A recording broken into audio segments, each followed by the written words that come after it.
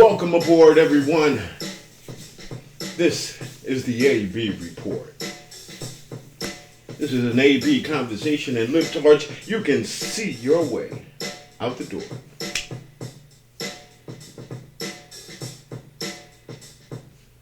Happy October, everyone. This is the first podcast of the month of October. Took a little break there. You know, sometimes you need a mental health break from all this insanity that's going on in the news. It can be overwhelming at times. And I hope that you took a break as well. Because sometimes, it's just so obnoxious that you just can't take it. You just have to get away from it for a minute. I certainly did. Well, over this past weekend, there were a number of renditions of what I call the auxiliary national anthem that goes something like this.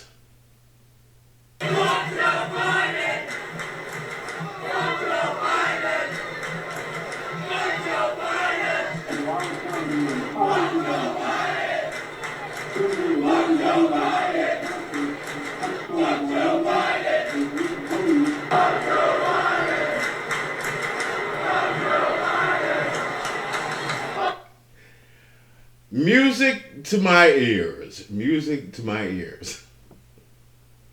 I never get tired of hearing that tune.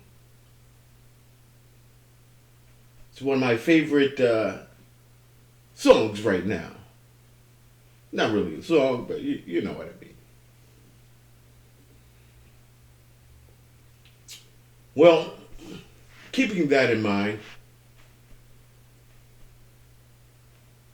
I also have to throw up two middle fingers to one Merrick Garland, the Attorney General of the United States. Garland has decided it is within his purview to act in accordance to the request of, I believe, what is called a National School Board Association or something along those lines, that is requesting that parents that are complaining at school board meetings be classified as domestic terrorists. And he's going right along with it. And for that, I have to give him two middle fingers up.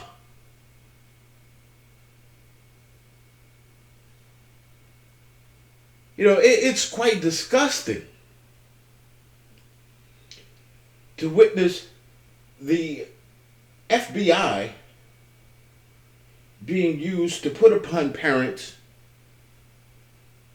that are expressing their First Amendment right at school board meetings about something which they are paying for.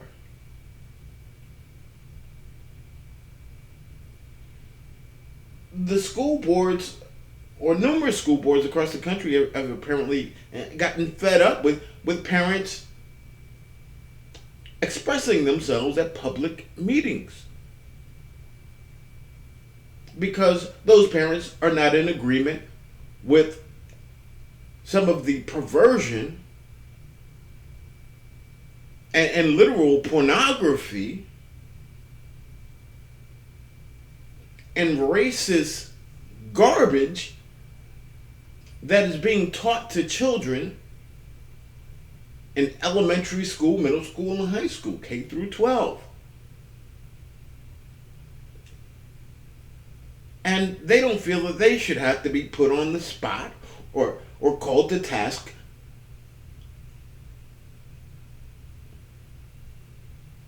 for this outrageous behavior and policies that are implemented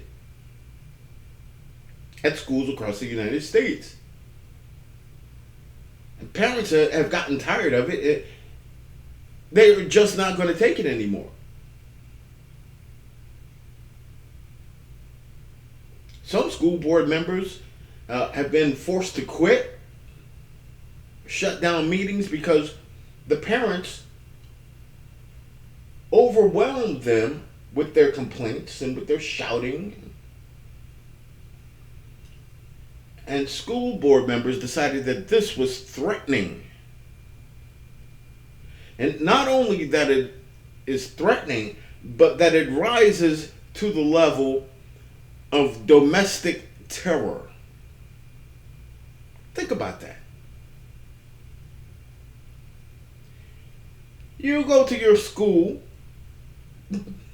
or your school board meeting and you complain about that which your students, your children are being miseducated in, and you're branded as terrorists.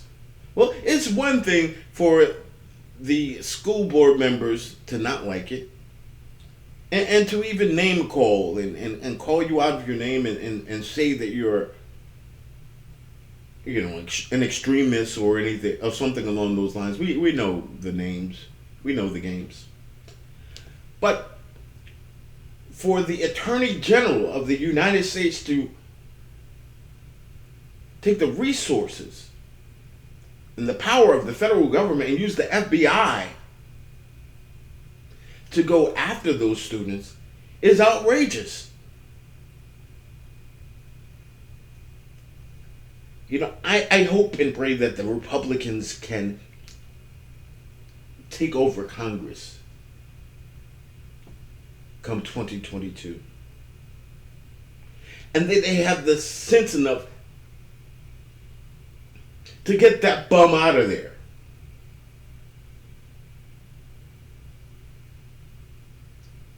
But I'm not too sure that they will, because Mitch McConnell made sure that this guy got through as Attorney General.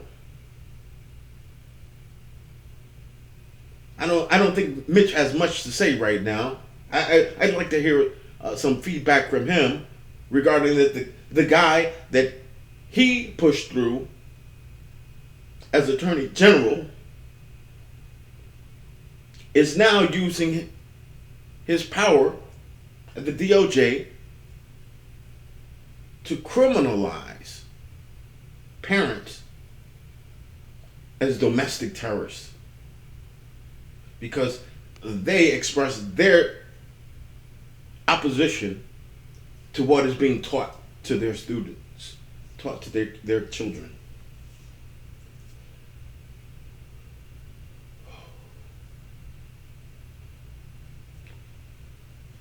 Guess what, folks? We have an October surprise on the way. It's October. It hasn't quite gotten here yet, but it's going to get here in October. And guess what that surprise is? A tax break? Nope.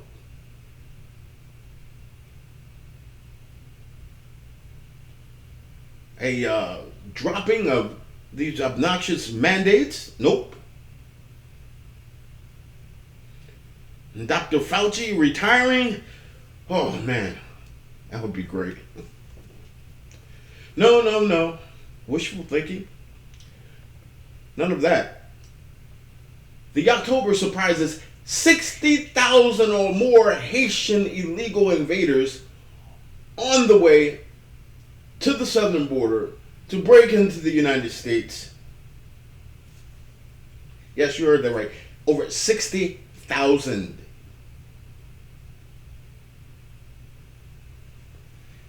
That's practically a quarter of the number of people that broke across the border last month that were caught. Doesn't include the number of people that snuck in without being detected.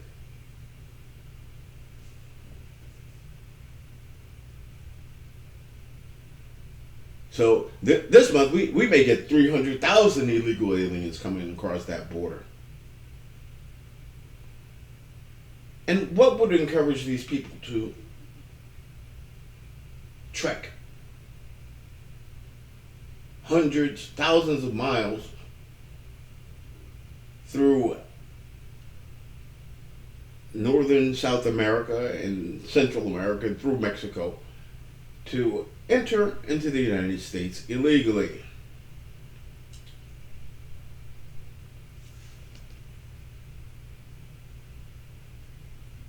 We all know. We all know what has caused them to come.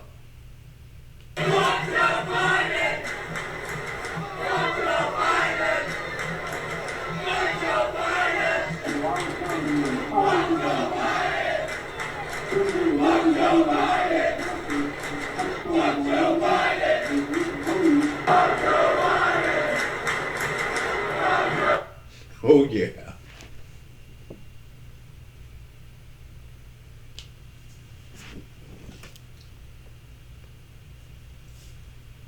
Well, speaking of coming across the border in the state of Texas,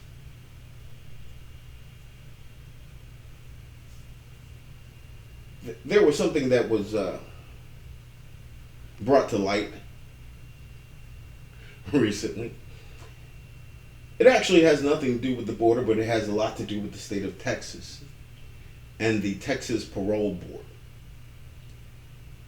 Well, they have decided that George Floyd, aka George Kirby, you can ask Nancy Pelosi about that. If George Floyd should be pardoned for the crimes that he committed in the state of Texas, for which he was convicted and went to prison. Crimes that included multiple armed robberies, home invasions, etc.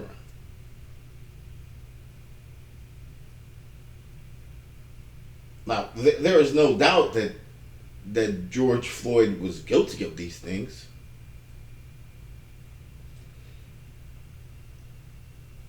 And it does not appear that he ever repented for his crimes. So why should the Texas Parole Board do this? I suppose that it is because their minds have been infected with the disease of wokeness.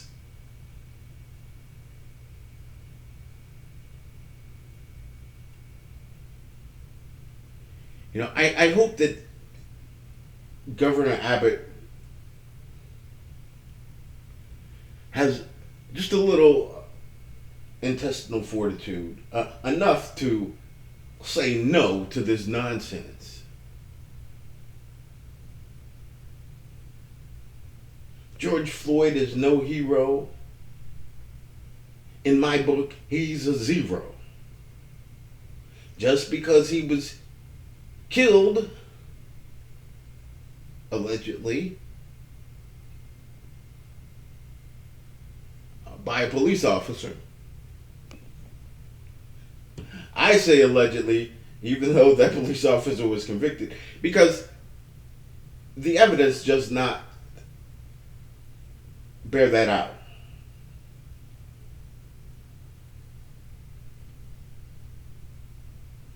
Floyd's system was full of fentanyl, methamphetamine, other drugs. He had a bad heart. He had a number of other illnesses.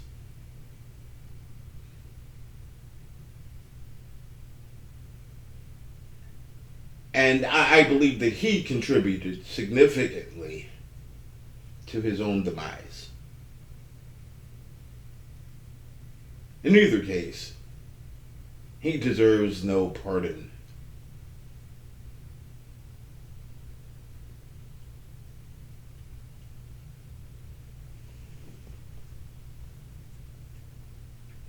Now, I would just like to mention something which I found very disturbing that I observed last week, and that was the women's abortion march in Washington D.C. It always disturbs me to see so many women just hysterically happy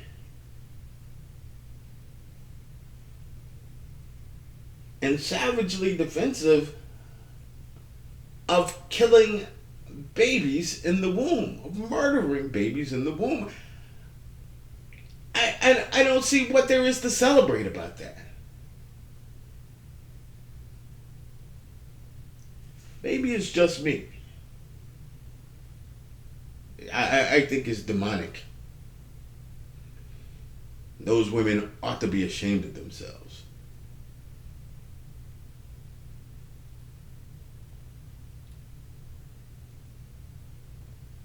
Speaking of shameful people, Dr. Fauci Stein has stated that he doesn't know if it's safe to do Christmas. Not for you and your family.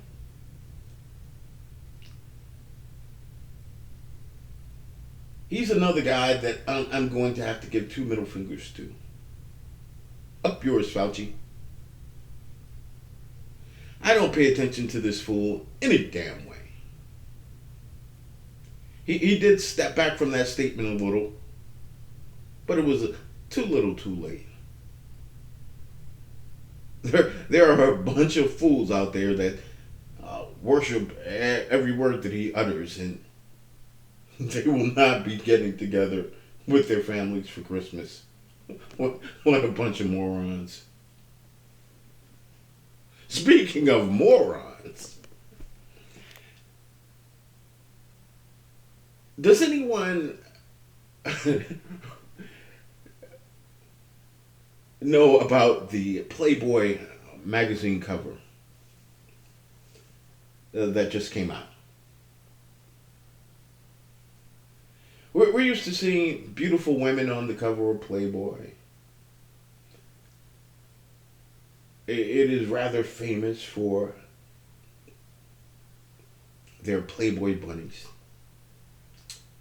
But now, Playboy magazine has decided to embrace the wokeness, to be inclusive.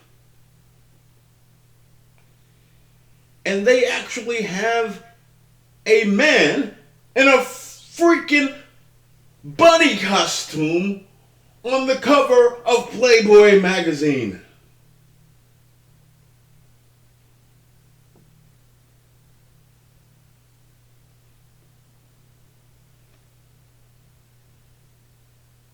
Of course, this man, quote unquote, belongs to a certain community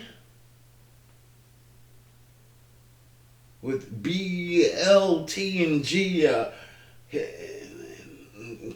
Q and something else in the name. Maybe not in that order, but you know. It's all confusing to me. I like and love women, so I don't really identify with that group of people.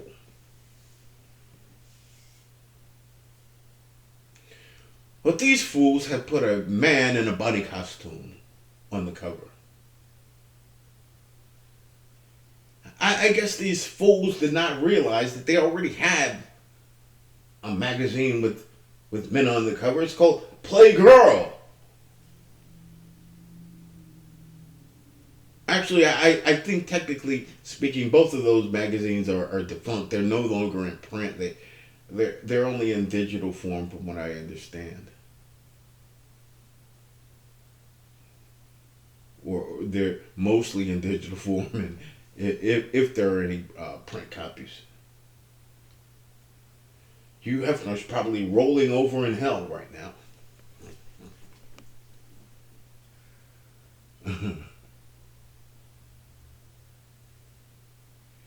Speaking of crazy, have I got a scoop of crazy for you right now? There is no planet B. There is no planet blah. Blah, blah, blah. Blah, blah, blah. This is not about some expensive, politically correct green act of bunny hugging or blah, blah, blah. Build back better, blah, blah, blah. Green economy, blah, blah, blah.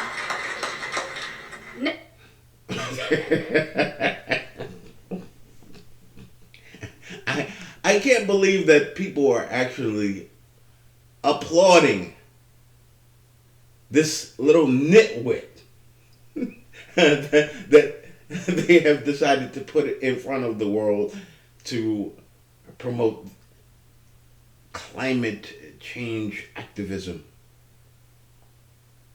Greta. There is something clearly wrong with this young woman. She's no longer a child. She's over 18. But she's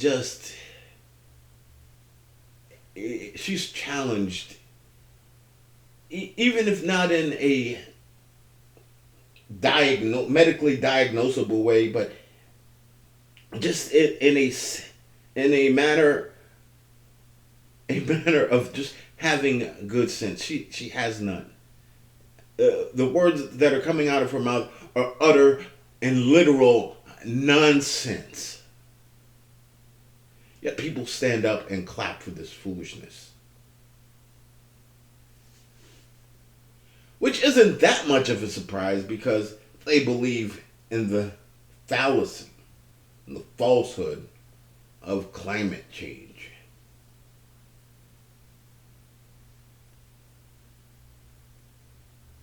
What a bunch of nut jobs.